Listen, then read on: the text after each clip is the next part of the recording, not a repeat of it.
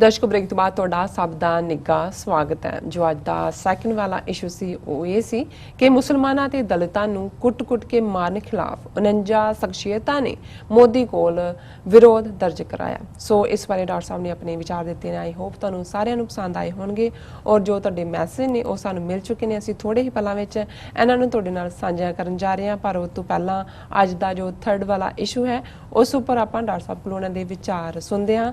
ਤੁਸੀਂ ਸਾਡੇ ਨਾਲ ਇਸੇ ਤਰ੍ਹਾਂ बने रहना। लिखण लई तुहाडा सब दा बहुत बहुत शुक्रिया जी। डॉक्टर साहब की कहना चाहोगे?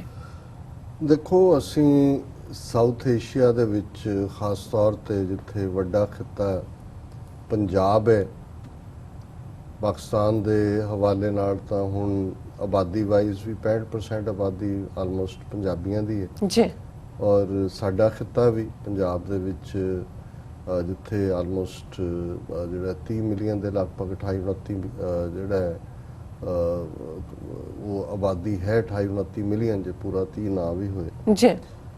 जिथे साडे उत्थों दे पानी दे विच साडी तहजीब दियां बहुत सारियां खूबियां ने, उत्थे एक बीमारी एक दूसरे दियां सिर्फ लत्तां खिच्चण दी नहीं, जदों असीं किसी के खिलाफ होंगे हैं तो फिर सानू ये भी भुल जाता है कि भी जिस बेड़ी दे विच साडा भरा चढ़िया होया है, साडा शरीक है बेशक जी, सानू लगता है भी ये दा लग्या है, इनू हुण डोब दईए बेड़ी नू।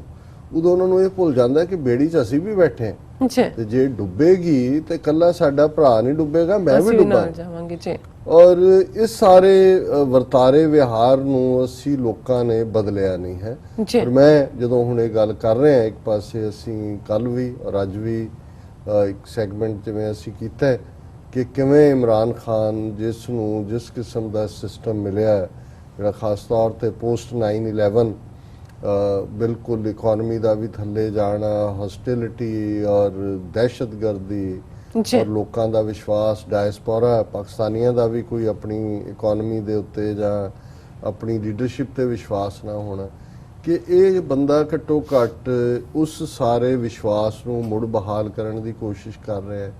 अमरीका दे नाल उसने एक बराबर दी पद्धर दे उत्ते अपनी रिलेशनशिप बनाने की कोशिश की और पाकिस्तान नूं भी इकनॉमिकली उस चों कढ़ण की कोशिश कर रहे। ज़ाहिर है बंदा जदों कोई काम करता है गलतियां भी हुंदियां ने, थोड़ा बहुत कई चीज़ां तुहाडे सुभाਅ का हिस्सा भी हुंदियां, पर एक गल है जदों कोई इंडियन लीडर इत्थे प्राइम मिनिस्टर जां उन्हां दा कोई हाई फाई आंदा है, इत्थे उन्हां दे भी बड़े ग्रुप ने, उन्हां च BJP, overseas friends of India, overseas friends of Congress, हर ग्रुप दे ने। लेकिन जदों इन्हां दा कोई आंदा है इत्थे वो बिल्कुल खलो जांदे ने एज एन इंडियन, ये दस्सण दे लई कि जी असी 2 मिलियन 3 मिलियन किन्ना हुण 6 मिलियन बनाया हुंदी है गिणती। इस दे उल्ट बेशक पाकिस्तानी कम्युनिटी ने इत्थे डायस्पोरा ने जिवें 25-30 हज़ार बंदा इकट्ठा होया इमरान खान की आमद दे उत्ते, और एक दिन पहले ट्रंप नाल मिलण तो इन्ना वड्डा इकट्ठ, एक साइकोलॉजिकल प्रैशर भी सी। और ये माइक पोम्पियो फॉरेन मिनिस्टर ने कहा भी इमरान खान नूं कि भी you have been treated here like a rock star. So ज़ाहिर है कि ये गल एक भार भी बनाती सी कि अगले दिन उन्हें ट्रंप नूं मिलना सी 22 नूं कि भी अपने लोगों की हमायत हासिल है। पर मैनू डिसअपॉइंटमेंट हुई देख के कि पाकिस्तान दे इस वेले दोवें ही वड्डियां पोलिटिकल पार्टीज़ ने, जिन्हां दे विच जिहड़ी है पीपल्स पार्टी है जिसनूं कदे जुल्फकार अली भुट्टो ने शुरू कीता सी, जां मुस्लिम लीग नवाज शरीफ जिहड़े हुण हैड करदे ने। हालां ओरिजन किवें किहदा की है मैं इहदे च नहीं जावांगा, ये कोई शक नहीं है कि इस वेले जरदारी भी पीपल्स पार्टी का मुखी और नवाज शरीफ भी जेल च ने, केस पुराने ही ने जिहड़े चल रहे उन्होंने तहत वेंडेटा भी किते ना किते हुंदा है। पर कुल मिला के अदालती सिस्टम या दूसरे च जे एक जज ने कहा कि जी मेरे तो दबाव बना के फैसला लिया गया उन्होंने लांबे कर दिता गया। कई हालतों दे विच नहीं भी हुकूमत या दूजी चाहती सी कि भी मैडिकल ग्राउंड ते जमानत होए नवाज शरीफ बाहर आए।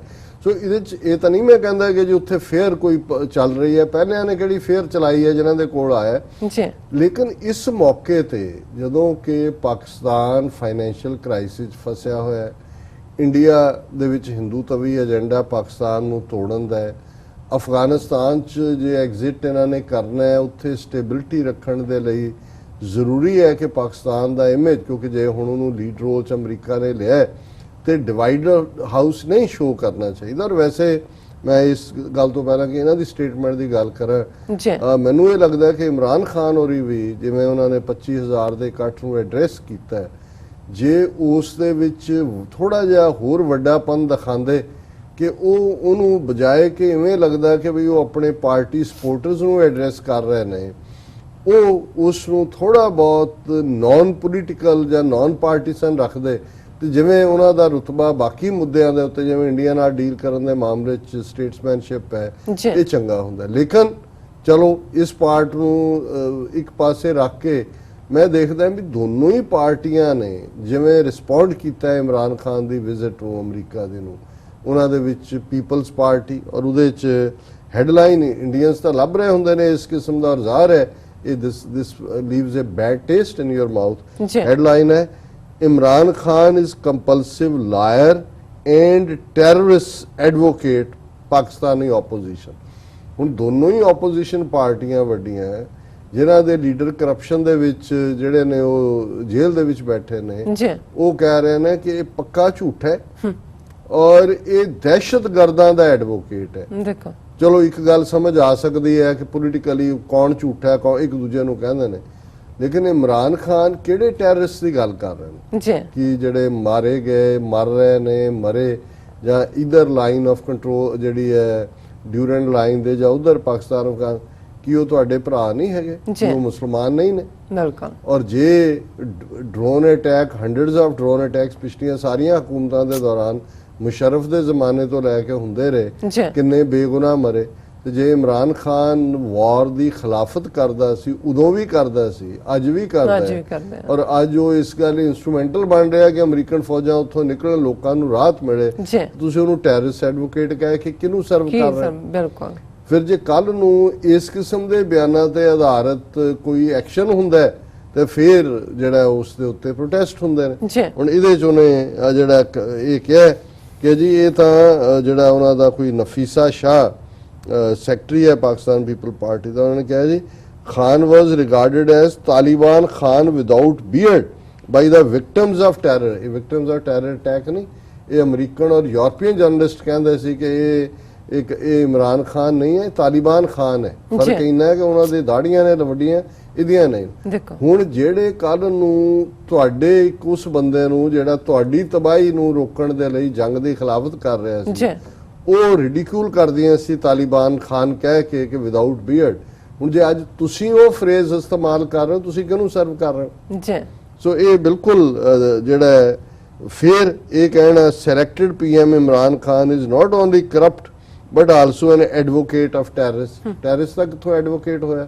ਉਹ ਤਾਂ ਹਰ ਹਾਲਤ ਦੇ ਵਿੱਚ, ਉਹ ਤਾਂ ਇੰਡੀਆ ਨੂੰ ਕਹਿ ਰਿਹਾ ਵੀ ਬੰਦ ਕਰੋ ਜੰਗ, ਇੱਧਰ ਵੀ ਉਹ ਜੰਗ ਬੰਦ ਕਰਾਉਣਾ ਚਾਹੁੰਦਾ, ਟੈਰਰਿਸਟ ਦਾ ਐਡਵੋਕੇਟ ਕਿੱਥੋਂ ਹੋਇਆ? ਔਰ ਫਿਰ ਇਹ ਕਹਿਣਾ ਕਿ ਜੀ ਇਹਨੂੰ ਗੋਇਬਲਸ ਅਵਾਰਡ ਦਿਓ ਲਾਈਜ਼। ਚਲੋ ਇਹ ਸਿਆਸਤਦਾਨ ਕਹਿੰਦੇ ਹੁੰਦੇ ਨੇ, ਉਹ ਕਹਿੰਦਾ ਤੂੰ ਝੂਠਾ ਹੋਇਆ, ਤੂੰ ਝੂਠਾ, ਤੇਰੀ ਮਾਂ ਝੂਠੀ, ਤੇਰੀ ਮਾਂ ਝੂਠੀ, ਪਤਾ ਨਹੀਂ, ਫਿਰ ਆ ਕੁੱਕ ਕੇ ਕਹਿੰਦੇ ਚਲੋ ਹੁਣ ਜੱਫੀ ਪਾ ਲਓ। ਉਹ ਦੂਜਾ ਖੜਾ ਹੋ ਗਿਆ, ਅਸੀਂ ਦੋਨੋਂ ਇੱਕ ਗਰੁੱਪ ਚ ਆ ਜਾਂਦੇ, ਉਹ ਸਭ ਨੂੰ ਭੁੱਲ ਜਾਂਦਾ ਵੀ ਉਹਦੀ ਮਾਂ ਨੂੰ, ਉਹਦੀ ਦਾਦੀ ਨੂੰ ਕੀ ਕਿਹਾ। ਉਹ ਮੈਨੂੰ ਨਹੀਂ ਲੱਗਦਾ, ਪਰ ਮੈਨੂੰ ਇਹ ਲੱਗਦਾ ਹੈ ਕਿ ਵੀ ਇਹ ਜਿਹੜਾ ਉਹਨੇ ਕਿਹਾ ਕਿ Shah also said Khan try to mislead the international community whereas the truth is that he has been a pawn in a conspiracies against democracy for last 20 years।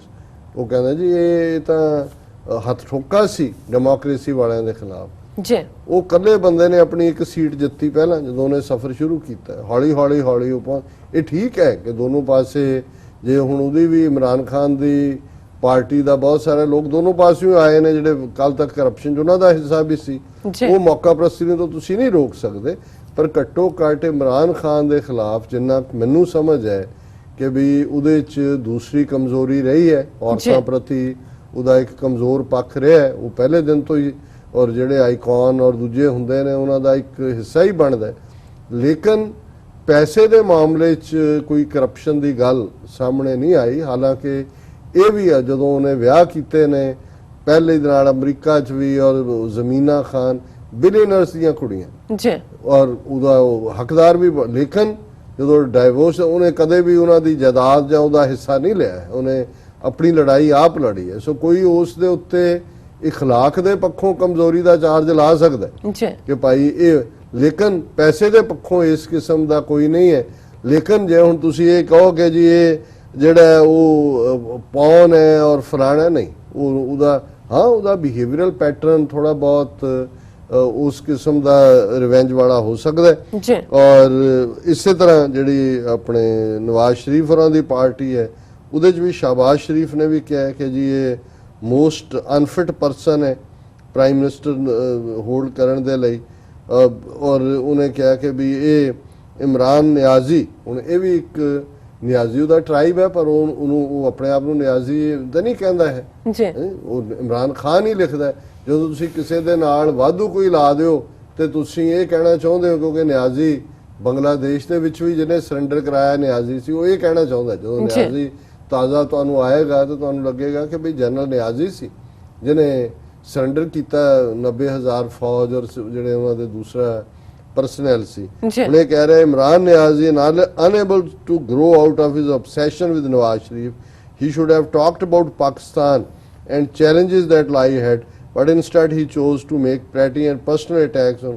ਉਹਨੇ ਆਪਣੇ ਲੋਕਾਂ ਦੀ ਗੱਲ, ਜਿਵੇਂ ਮੈਂ ਕਿਹਾ, ਨਾ ਕਰਦਾ ਈਵਨ ਇਮਰਾਨ ਖਾਨ ਚੰਗਾ ਹੁੰਦਾ, ਪਰ ਤੁਸੀਂ ਜਿਹੜੀ ਉਹਨੇ ਪ੍ਰਾਪਤੀ ਤੁਹਾਡੇ ਮੁਲਕ ਦੇ ਲਈ ਕੀਤੀ ਹੈ, ਘੱਟੋ ਘੱਟ ਇਹ ਕਹਿ ਕੇ ਉਹਦੀ ਸਰਾਹਨਾ ਕਰ ਦਿਓ ਕਿ ਭਾਈ ਕਸ਼ਮੀਰ ਦੇ ਮੁੱਦੇ ਤੇ ਇਹਨਾਂ ਦੋਨਾਂ ਚੋਂ ਕਿਸੇ ਨੇ ਨਹੀਂ ਸੁਝਿਆ ਵੀ ਕਸ਼ਮੀਰ ਦੀ ਗੱਲ ਵੀ ਕਰੀਏ।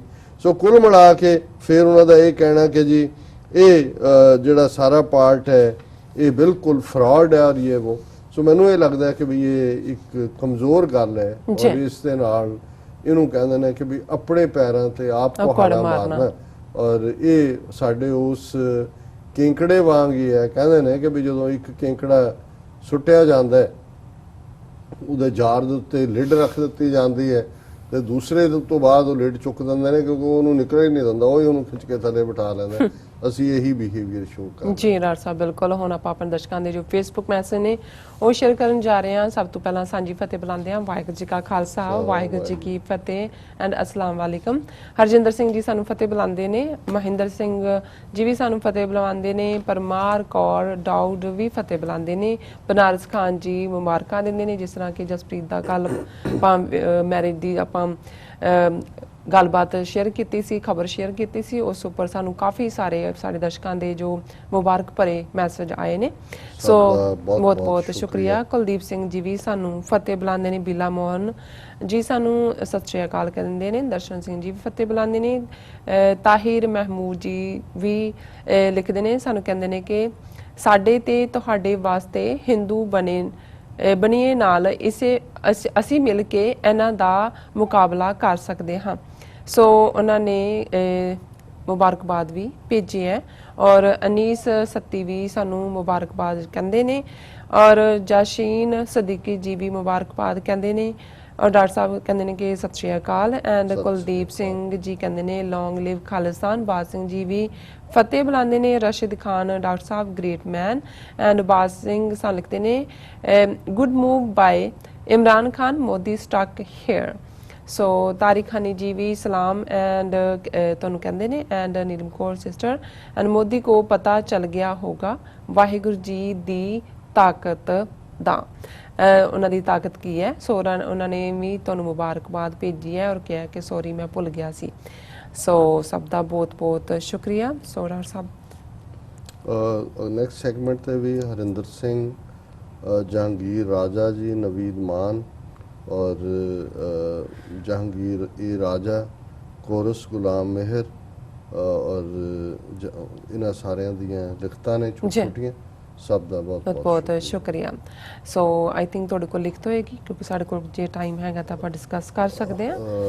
ਮੇਰੇ ਖਿਆਲ ਚ ਲੰਬੀ ਹੈ, ਮੇਰਾ ਖਿਆਲ ਹੈ ਅਸੀਂ ਬ੍ਰੇਕ ਲੈ ਲੈਂਦੇ ਹਾਂ। Okay, no problem. ਵਿਊਅਰਸ ਤੁਸੀਂ ਨਾਲ ਬਣੇ ਰਹਿਣਾ, ਮਿਲਦੇ ਹਾਂ ਛੋਟੇ ਜਿਹੇ ਬ੍ਰੇਕ ਤੋਂ ਬਾਅਦ।